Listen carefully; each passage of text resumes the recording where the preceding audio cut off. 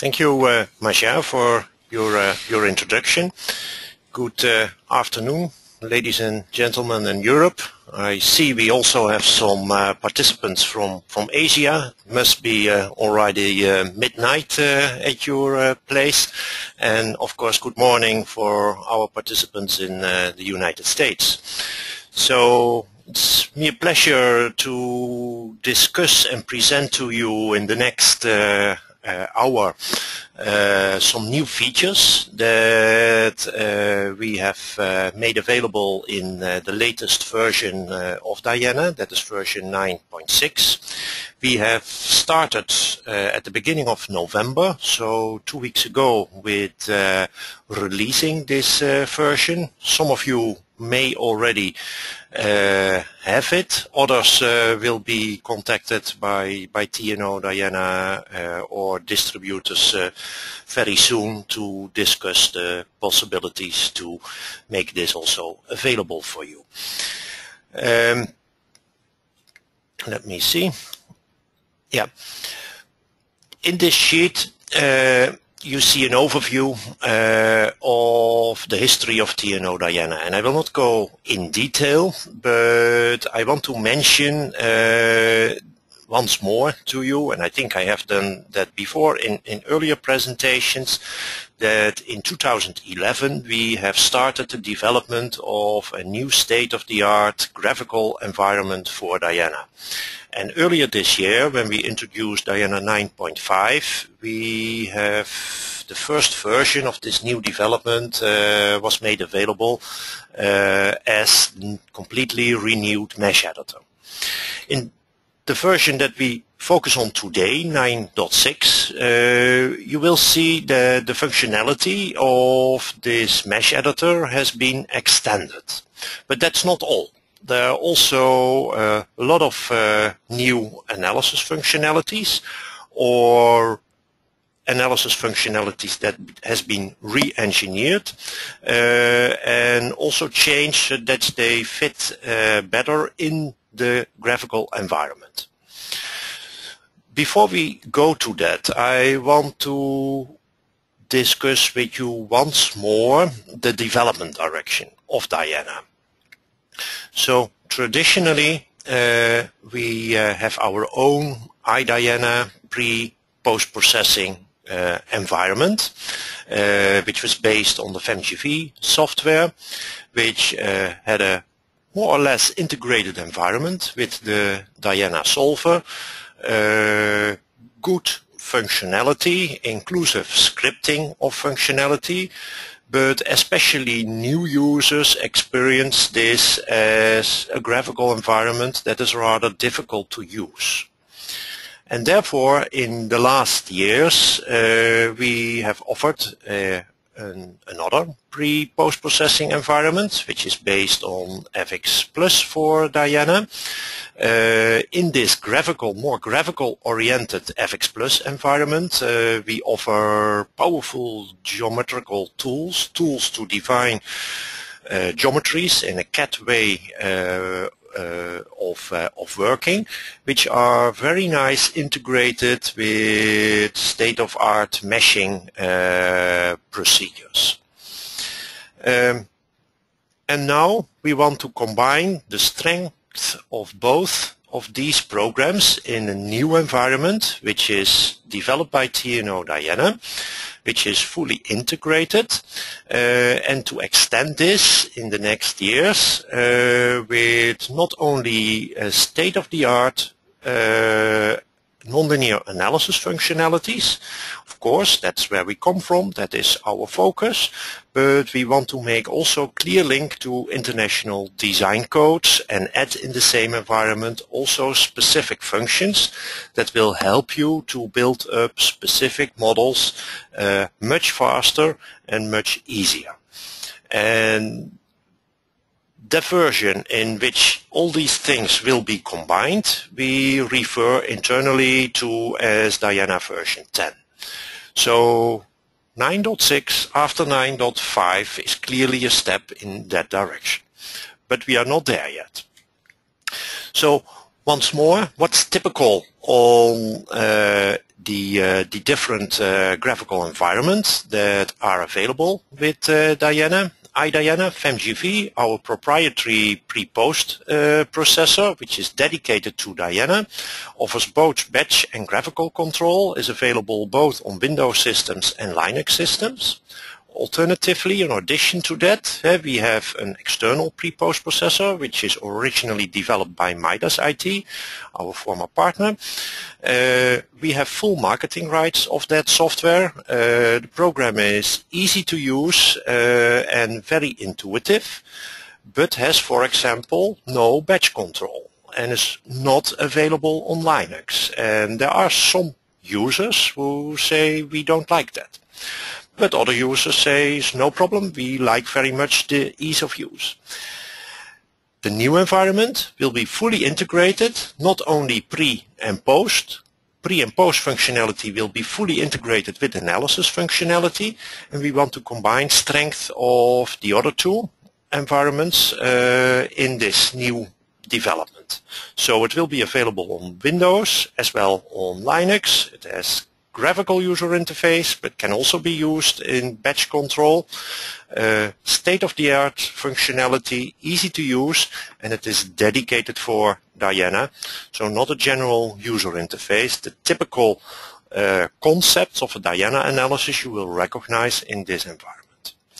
Now we need to become a little bit more specific, and then I show you this graph again, this diagram graph again, which outlines the functionality as it is introduced with the new mesh editor in Diana 9.5.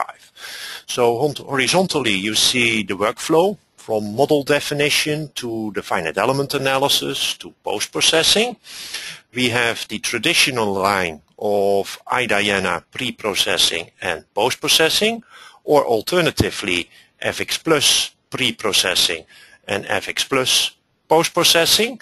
In every case, the models defined here are converted and imported seamlessly into the new graphical environment in Diana 9.6. This is the mesh editor, in which models can be visualized, in which groups can be defined. We can visualize and manipulate supports, loadings, materials. We can set up the analysis control, and we have some basic post-processing functionality. From here we can run the analysis, we can follow the progress of the analysis, we can store the model in a Diana project file. All the information is there. You can do basic post-processing, and for advanced post-processing, if you want to do that, you can go back to the iDiana or FX Plus applications. And the picture in 9.6 is very similar, but you will see that there are a lot of changes with respect to certain analysis modules which have been re-engineered and are now easier to use. And on the other hand, we have a lot of new functions that we can offer in the same environment with respect to post-processing. And in future versions, we will extend the same environment towards pre-processing, towards the model definition. So very soon, you will be able to do the whole workflow, model definition, finite element analysis, and post-processing in one and the same graphical user interface. In 9.6, we think for setting up the model, you still need the external pre-processing. For example, FXD. You see here the FXD user interface with a model automatically transferred into mesh edit. It looks very, very similar. Easy, similar way of working, and also post-processing results can be done in this version either in FX Plus or in the mesh edit environment. Now we come a little bit more to the specific new functions, but before going to an overview, I want to bring to your attention once more a new development that we have introduced already in Diana 9.5 with respect to the definition of materials. And in Diana 9.5 we have made available in the graphical user interface the possibility that for steel materials and concrete materials you can refer to international design codes. So that means that the user can, when he defines a model, for example, say, I want to define my model with reference to concrete design codes. And then in the list of material models, you can select from a list of design codes that are supported. And that is pretty complete. There are the European codes, there are the American codes, the Japanese codes, the Korean codes, and even we have Dutch codes. That is material definition with reference to design codes. Very easy, but not very specific. And some users were more interested in the specific backgrounds and want to have more freedom. Say, I want to specify my material models explicitly and refer to typical material models. So then instead of concrete design codes, you refer to concrete material models.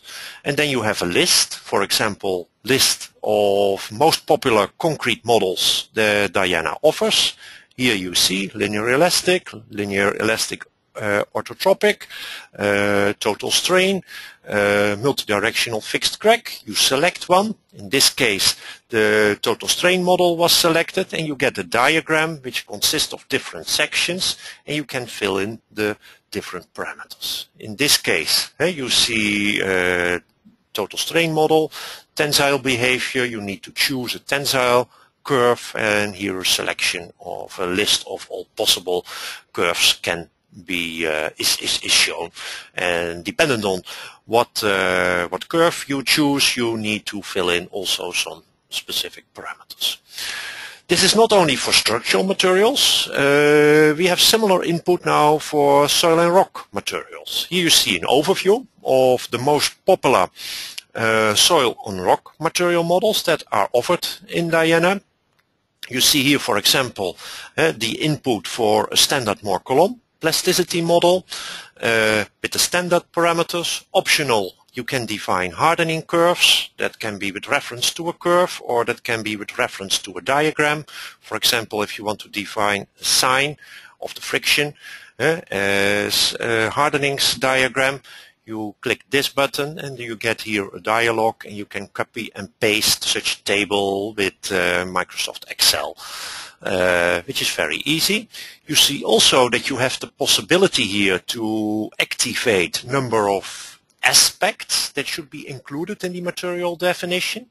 In this case, we have also activated, for example, initial stress parameters, for example, a K0 specification, or groundwater flow parameters, the permeability and the conductivity of the groundwater flow, and then additional tabs are presented with the relevant parameters. So let's now look more specific to what you can expect as new functions in Diana 9.6. And that is to start with that the mesh-edit application has now been extended with unlimited undo and redo functions. So you can easily correct an operation or redo the operation if you're not sure, or you want to see, or you want to correct something that you have done before. I mentioned that we want to present also scripting in the environment, and the iDiana users are very familiar with this. Some of them are so familiar with them that they even prefer to type in the commands instead of using the graphical user interface. In the Diana graphical environment, we have a different scripting language, and we have done this to make it more powerful for your usage. The language that we use here is based on Python. So that also allows you to define loops and conditions and define parameters. So it gives you much more flexibility to build up your model, and it will be even more strong when meshing procedures or geometrical operations will be available in the same environment. Another important change in the way of using the software in Diana 9.6 is that we have introduced mesh sets. Mesh sets next to element groups. And I will explain that in the following sets, but I think it is important that you are aware of this and realize this. Phase construction analysis. The setup is renewed to make it easier to do this kind of analysis, and especially to make it also easier in a graphical environment. So there's more feedback on your model setup in the graphical environment. Spectral response analysis has been re-engineered so that it is offers some extra functionalities now and better performance. And we have extended post-processing options in the mesh editor environment. Further interesting to mention is that we have updated the program according to the latest modifications in the CEB-FIP guidelines, and also to the Japanese codes. And there's much more. What I will do in the rest of this presentation is not a simple listing of the new functionalities. We will try to illustrate you how the new functionalities look like in the graphical environment by a number of applications. And the first application is a simple model of a segmental tunnel. You see here the graphical user interface of MeshEdit, in which the model has been imported, and you see here a list of element sets, and one of these element sets, one of the ground parts, has been selected, and that's the part that is highlighted here. So if you hover with your mouse in your model tree over the mesh sets, you can directly recognize what are the corresponding parts in your finite element model. Also, the colors of the element sets have now defaults, and the defaults are related to the material classes that are assigned to the element sets. So, for example, all soil and rock materials are brown, a color type of brown, concrete is gray, steel is blue, and so on.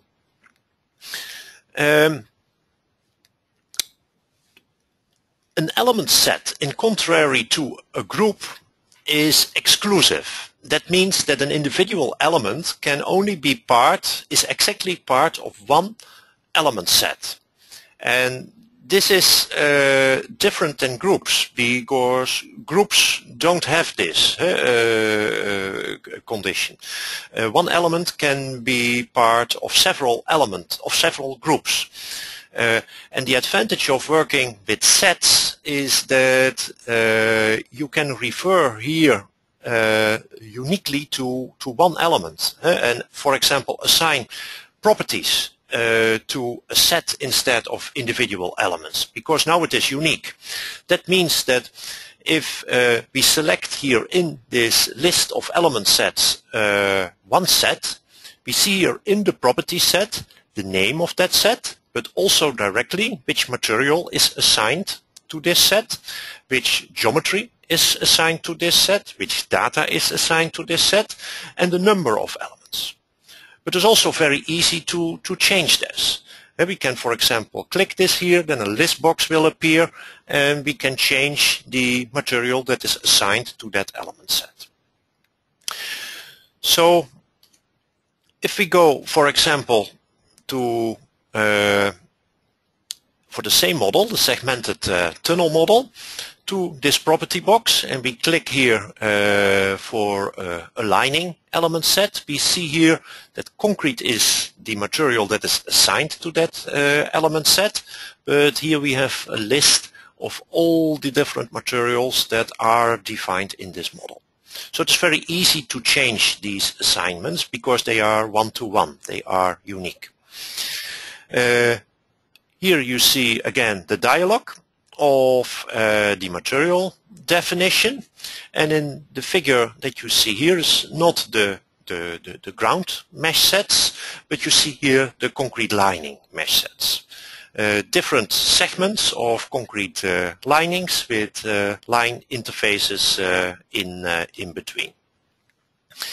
And in this model, these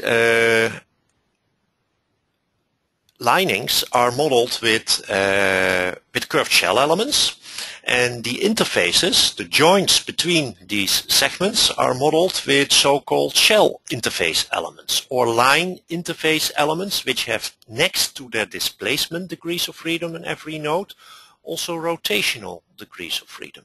Rotational degrees of freedom around the axis, only around the axis, which makes them very dedicated for connecting two shell elements.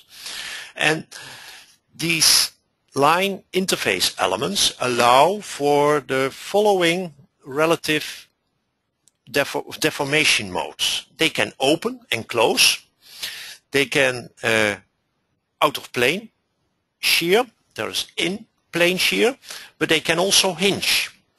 And for this element type there is a special material model which is called Janssen law, which is a nonlinear stiffness for the bending, a nonlinear bending stiffness which is a function of the normal force. And this is a very popular model in the design of tunnel linings. So now we go back to the segmented tunnel model, and we are going to define the analysis setup. We're going to do a phased construction analysis of 3 phases.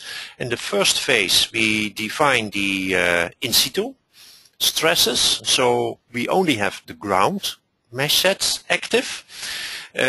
We define in the second stage the excavation of the first ring of ground, and we install the linings or the segments, and in the third construction stage we do an excavation of the second ring and install a second ring of segments. So here you see the model setup, the analysis setup. You recognize the 3 stages. Every stage transition is defined with this symbol of arrows, and if you click this you can open this dialog, which gives you the relation between the mesh sets, the element sets that are defined in the model, and the phases.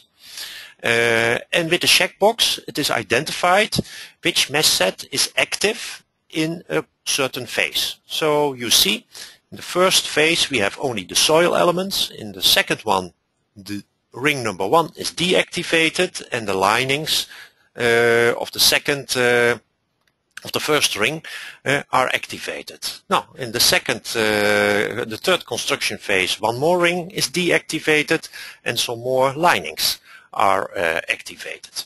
And you also see here behind these check boxes the name of the material. You can click this, list box appears, and in a phase transition you can easily define, for example, when a material transition. So when in a phase transition a different material model should be assigned to one of the active element sets.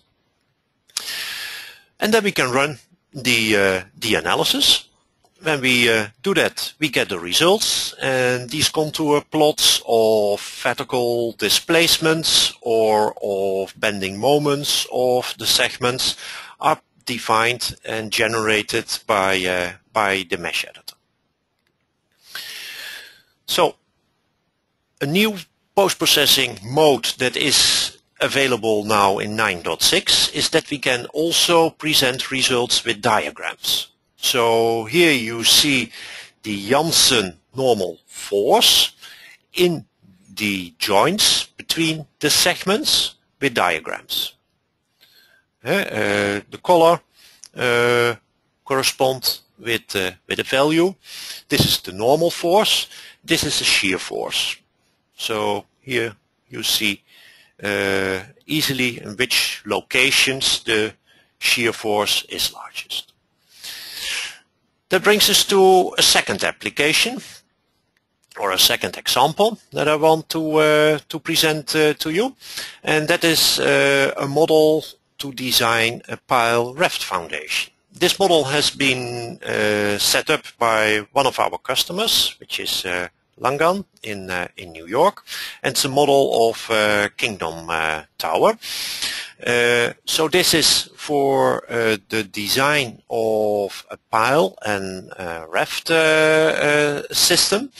The model contains here a box which is drawn here with a line with soil elements, and a slab which is also modeled with solid elements, and we have piles which are modeled as embedded reinforcements or embedded piles. So here in the mesh sets you see the different mesh sets. You see there are also some groups. There are some reinforcements for the different length of the piles, and we do a phase construction analysis also here. First phase we only calculate the in situ stresses in the soil, then we install the piles and the raft, and in the second phase we apply an operational load on the slab, and then we want to calculate the forces. How do these embedded piles work?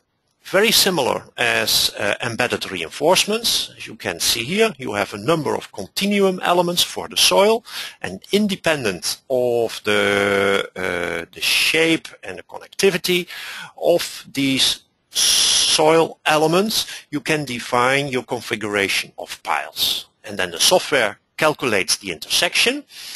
So here you see a pile. This is a curved pile. That's more for reinforcement instead of a pile, but the idea is the same.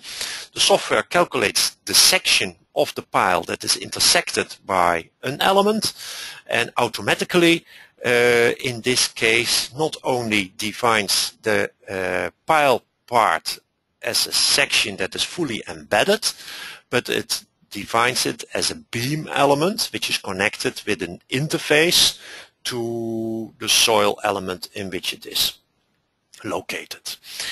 And that allows us to calculate how the force from the slab is transferred to the soil. That can be either directly from the slab to the soil, or part of the load will be converted from the slab through the pile shaft to the soil, or also part from the slab to the pile tip to the soil.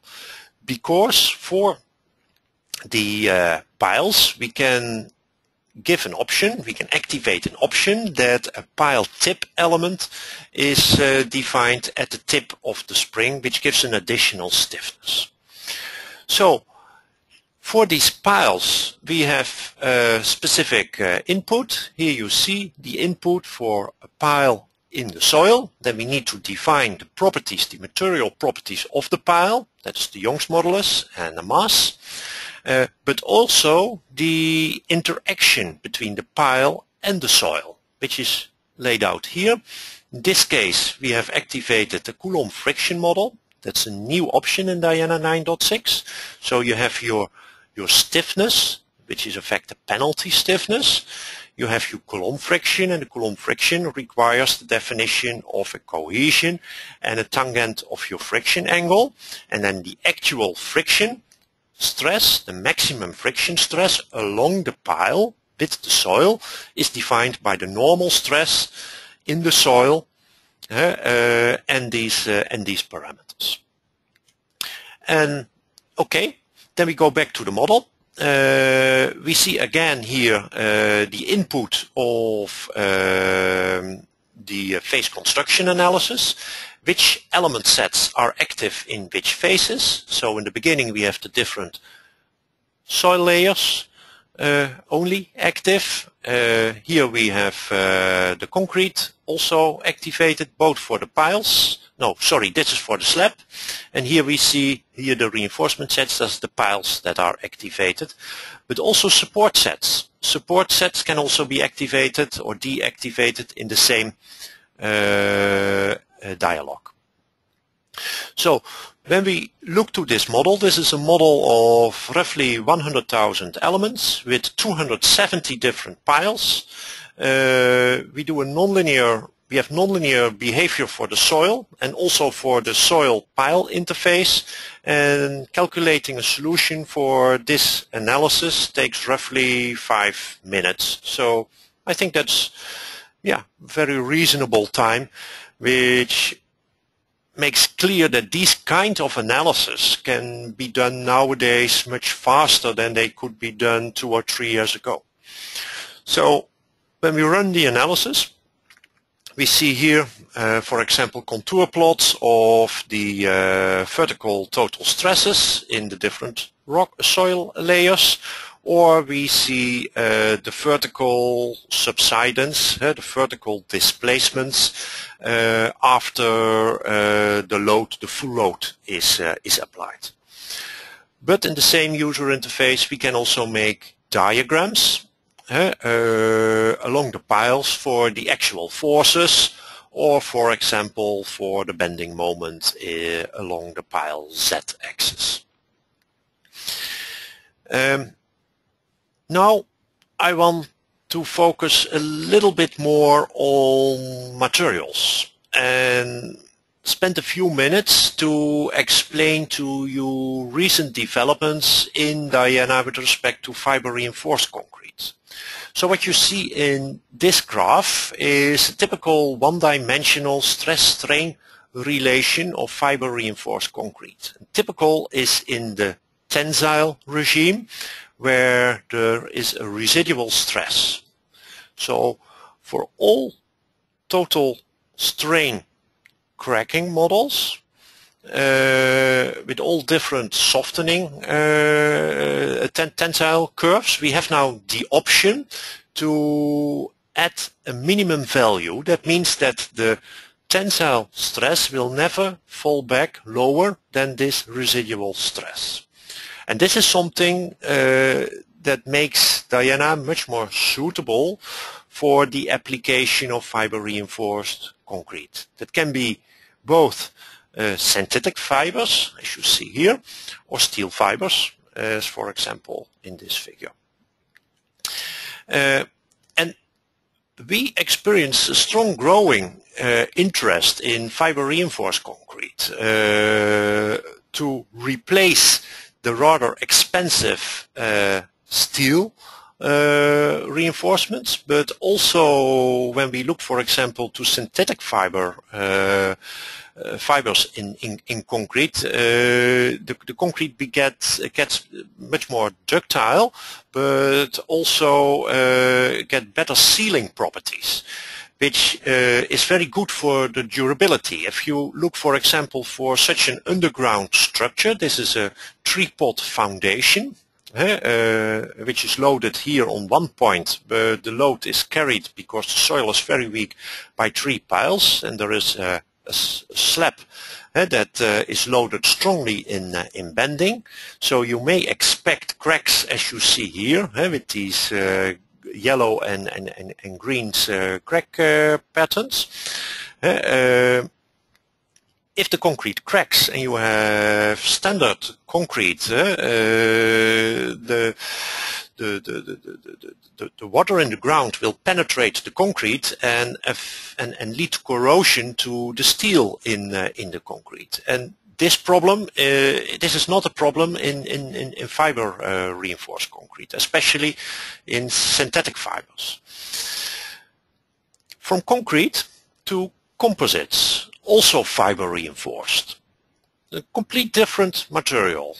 you can think on the application of pipelines or aircrafts, but typically is that this for this application the material is composed of many layers which have a very varying stiffness in one direction and another direction.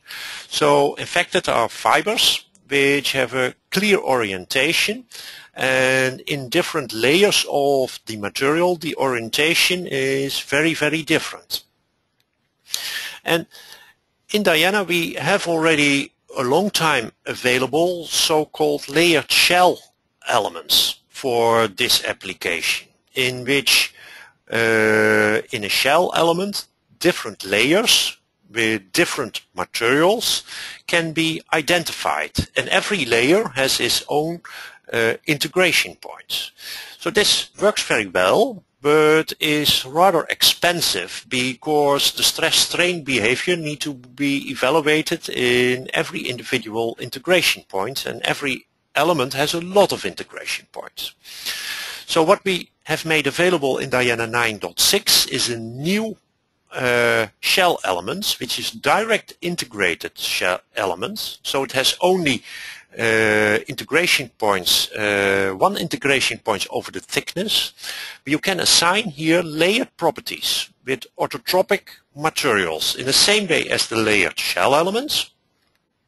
But Diana calculates automatically equivalent stiffness for the combination of these layers. And we further, and this goes very, very fast. This is very fast solution.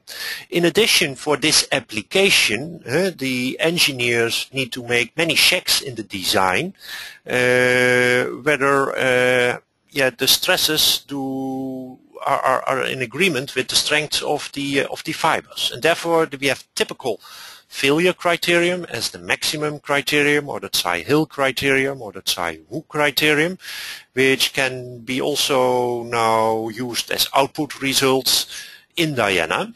And you see that as follows. In the material model there is a specific dialog in which the user can not only define the stiffness parameters, but also the failure parameters. So strength in the different direction, both in tensile and compression and shear.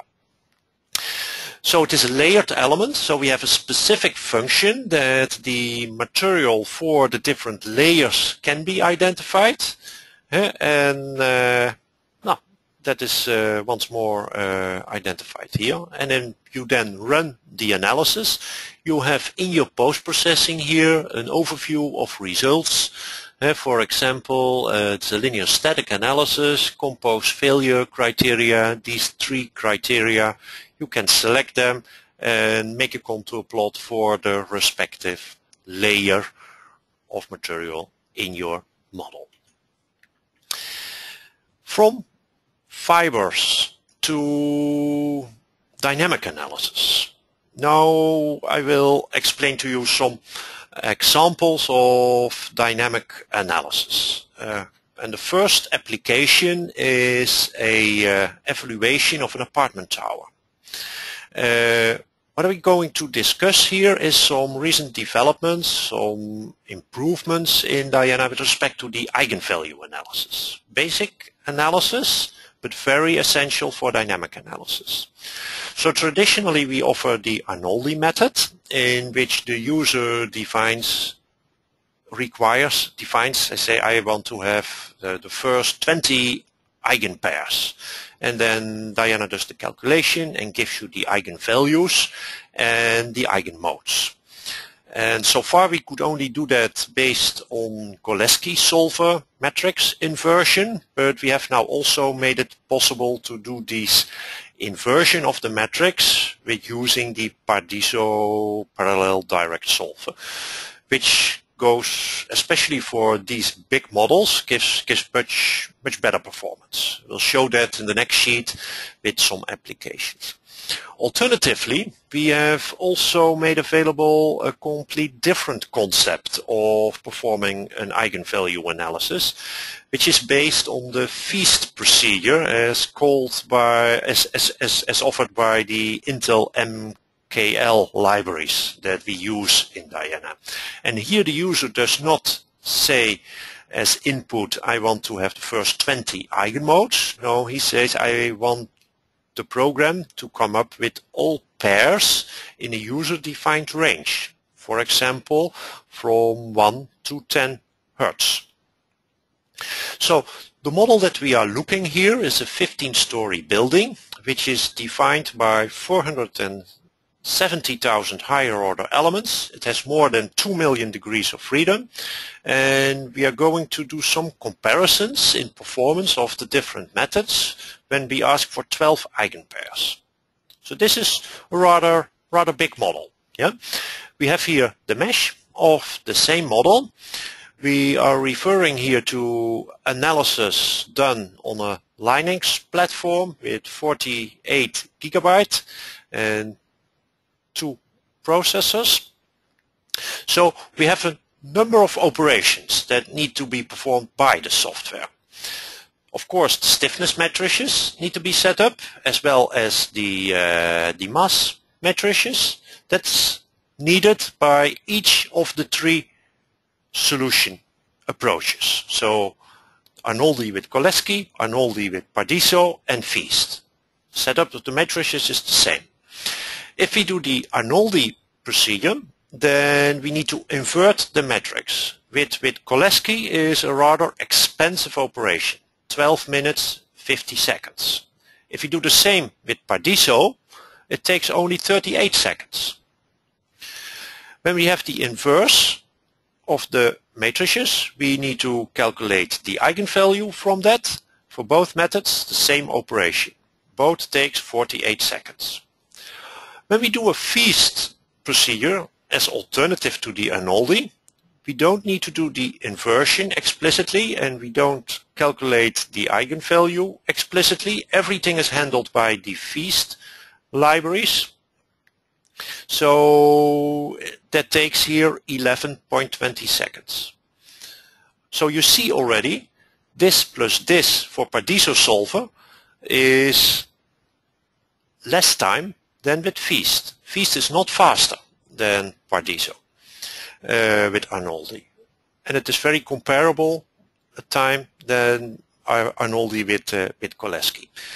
Then writing the results to the post-processing is also an operation that's the same for all 3 procedures.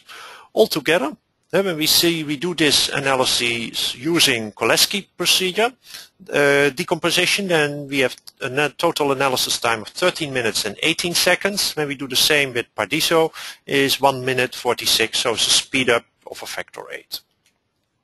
And that gives us the different eigen modes. So you see first rotation, a sway mode, another sway mode, the second rotation mode, bending mode. This is a vertical mode, and a third rotation mode. When Diana calculates an eigenvalue, it gives you the following output. You can find that in the output file, but it is also logged in the graphical user interface. So you can check the eigenvalues, the relative error, the participation factors in different directions, the effective mass, the modal mass, and the total mass of the system.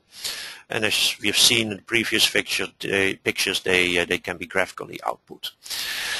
A relatively new function is also that doing an eigenvalue analysis, we can ask the program, ask Diana to calculate the Rayleigh damping parameters. Rayleigh damping may be interested for a follow-up dynamic analysis. Rayleigh damping is a linear combination. The dampings matrix is the linear combination of the mass matrix and the stiffness matrix according to this formula. So we need to calculate the A and the B, and the program can do that by defining that we want, for example, 5% damping at a lower range of a certain frequency spectrum and an upper range of a spectrum. But we can also define these boundaries with reference to eigenmodes, for example the first eigenmode and the 10th eigenmode, or with respect to effective masses in the 3 global directions. And then Diana gives you this output. So for the frequency range we have these damping ratios that gives you this value of A and B, and of course this is automatically activated in the model, so you don't need to do this again. Very popular methods to do dynamic analysis, especially assessment of buildings or dams, is response spectrum analysis. So assume here linear behavior and a linear model, and what you do is that you want to calculate the combination of critical results. That can be displacements, reaction forces, principal stresses, von Mises stresses, shear capacity, whatever you want, of the response of the structure for selected frequencies for a given excitation spectrum. What are the different steps that are performed in such analysis? You calculate the different eigenmodes of the model. You select a frequency spectrum. For each of these modes, and the program calculates an excitation factor. We calculate the response for these modes. We calculate the derived results for each of these modes, and then we are going to combine these for each of the different modes. But we want to do this in different directions, an excitation in the X direction, in the Y direction, and in the Z direction.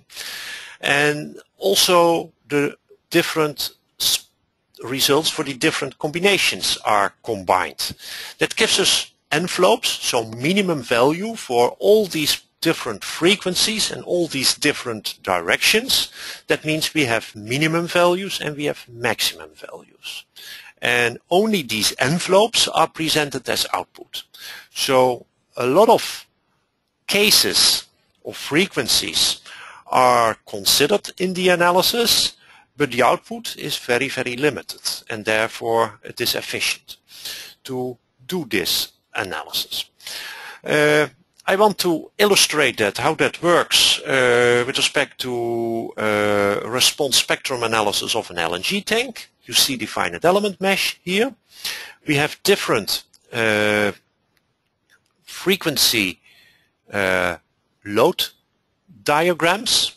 So for frequencies, for given frequencies, we have a load factor that gives, for example, curve like you see here. A frequency factor, load factor as function of frequency can be copied and input with Excel direct in the graphical user interface.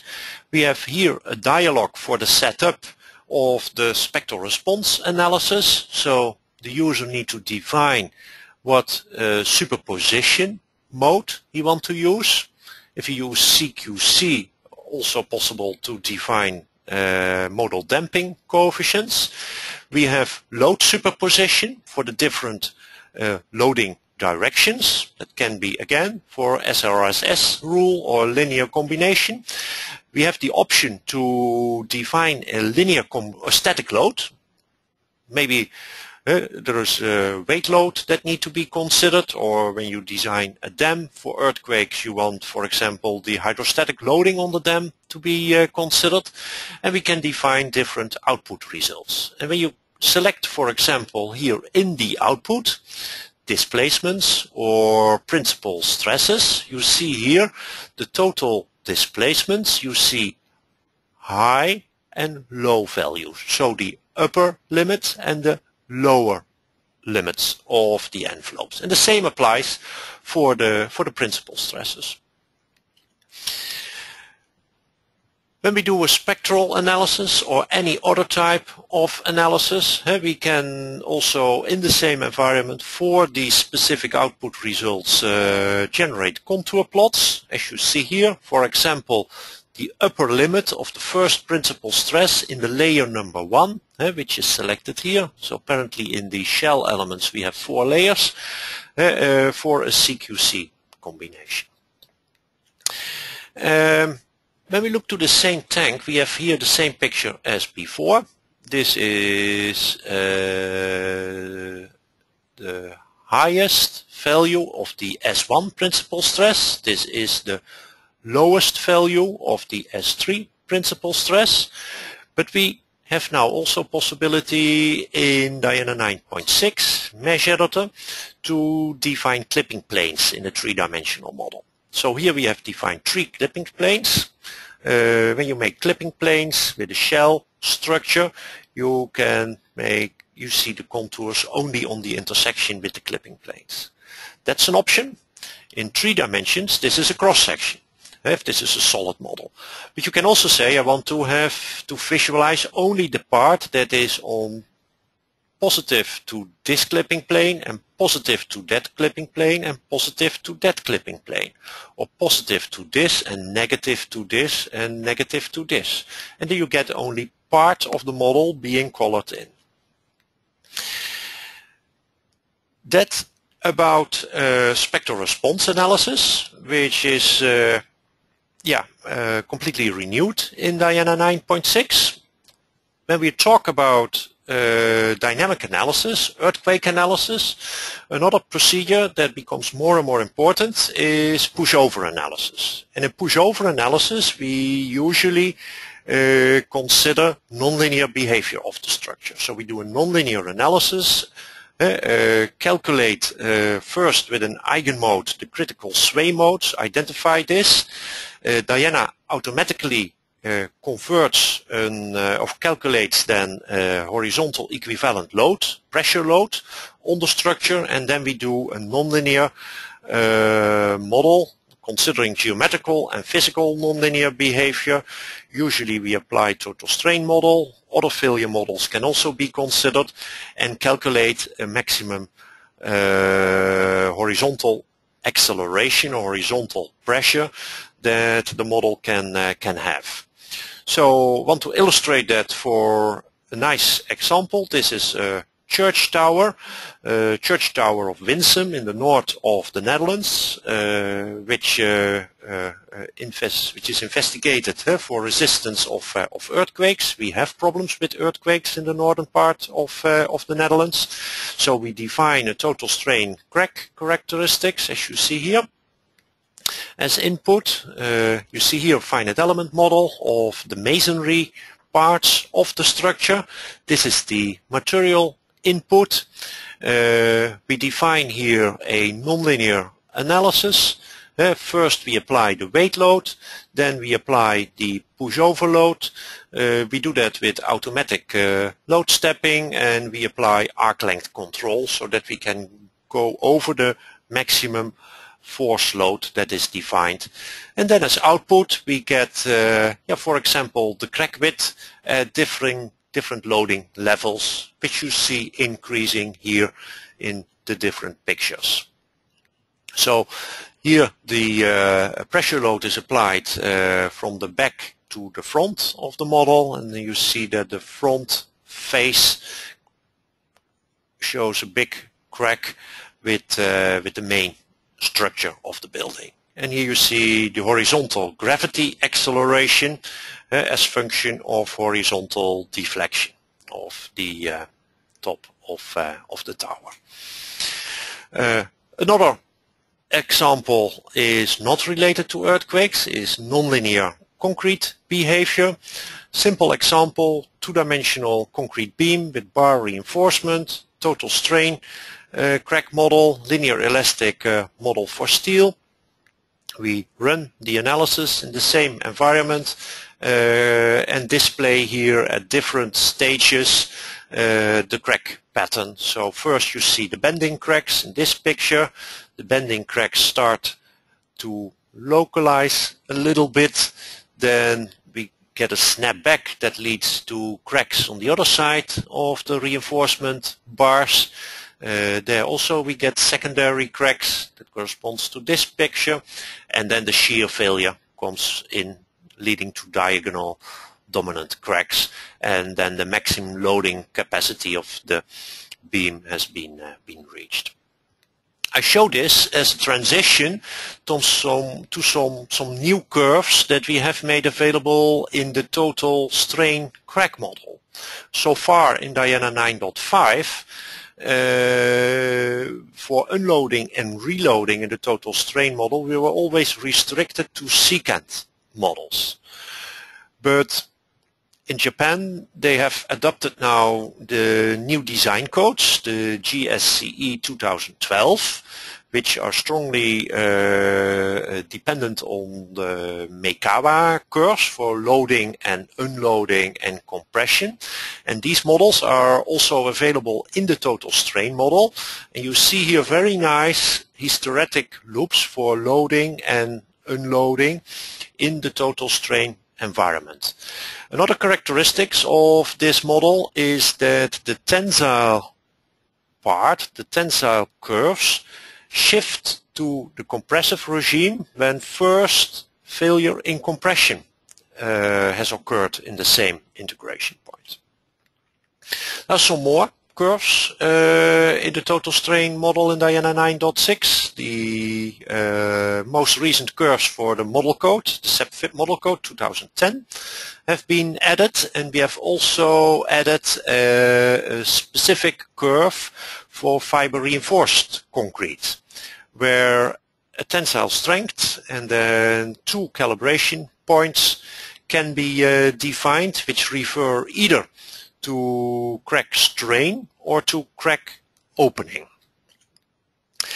In Diana 9.5 we have earlier this year also introduced material models based on total strain model for which account for temperature dependency according to Eurocode fire load curves.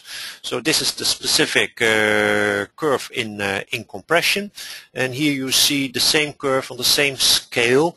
It's flipped. This is compression, this is also compression. In Diana we define compression as negative values for different temperatures.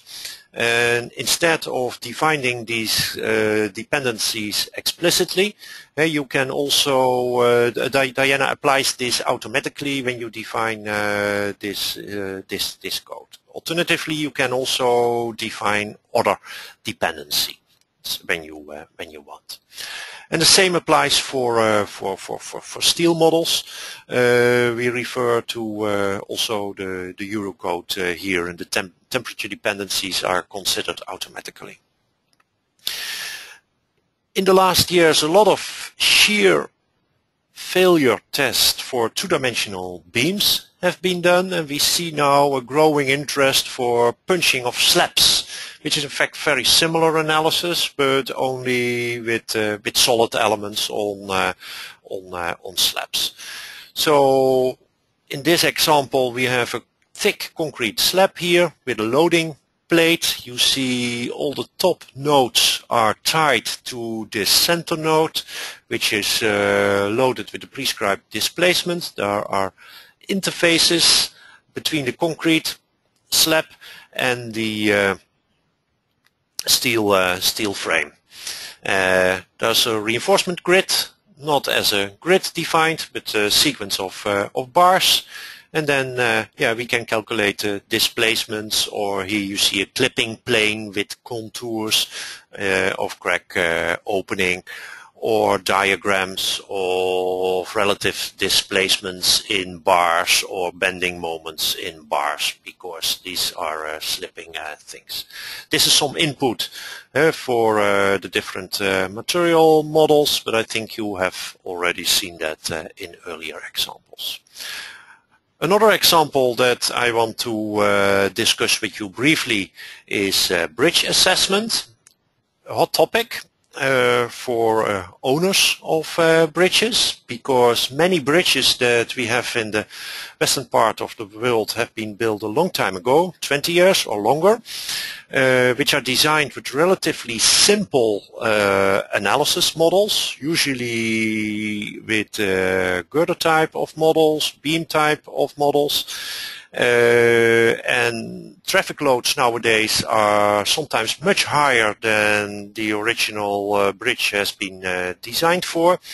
So we want to have a better understanding about what is the loading capacity of these loads, and therefore we want to do more realistic, to use more realistic models with realistic geometry, so considering the real 3D geometry of a concrete bridge deck. So we do not always want to do nonlinear analysis for this. We want especially first to start also to look what is the performance of such a three-dimensional model with reference to design codes. But design codes usually are defined with reference to cross-section checks. So we want to know cross-section forces and bending moments in the bridge model. And when we use solid elements, this was in the past a problem. But in Diana 9.5 and 9.6 and also in earlier versions, we have now the functionality of composed solids. So that means with respect to a reference plane, we can calculate these cross-section parameters. In Diana 9.5, we have also offered a new design application which checks steel reinforcement grids in such a model with respect to Eurocode. So here it is explained how such a reinforcement grid is defined. It is very similar as embedded reinforcement. We define a surface and Diana calculates the intersection with the elements and the contribution to the forces. So this is an example of a bridge. It looks very detailed. The model is also very detailed. We see a steel frame here which is modeled with shell elements and a concrete deck which is modeled with solid elements, and in the concrete deck there are embedded reinforcement grids which you can see here in this cross section of the bridge. You see here the deck, so very detailed, many elements. There is a reference plane here for the composed solids. There's a grid here at the bottom of the critical part of the deck, and at the top you see again the solid element, and here we don't see the individual elements of the steel girder, but you can recognize the structure. So then in this model we define the different loads that we want to consider, and in the design put these loads are combined automatically. So we have one lane with different loads, we have another lane with different loads. Here we see the combinations of loads on lane 1 and lane 2. And Diana calculates different envelopes for all the combinations of these loadings. And then it will not only output results for the distributed moment and the distributed forces, but we can also ask for checks. What is the required applied, the required over the applied reinforcement? So that is a check. Is there enough reinforcement according to this check? But we also have unity checks. Unity checks for the minimum amount of reinforcements. Unity check for shear force. Unity checks for coverage, and so on. So that leads to contour plots as you see here. Distributed forces, bending moments, but also contour plots for the ratio of the amount of required reinforcement in the longitudinal direction or in the transverse direction, or unity check for shear forces. So this makes it very easy now to do with one and the same detailed model design checks analysis and nonlinear failure analysis. And that's a very good condition to really assess the ultimate loading capacity of these kind of structures. That brings me to the last example. I go through that rather fast because it has been presented already before. This is a dynamic analysis of a dam reservoir system. Assume we have an earthquake in the underground. That gives a vibration in the underground. That leads to vibration in the dam structure. The dam will interact with the fluid, and the fluid will give an additional pressure to the dam structure. So we have an earthquake signal, we have this interaction of these three components, and what is the strategy to come to a good assessment of the response of the dam? We do that with the fluid structure analysis in Diana, and therefore we have a number of assumptions.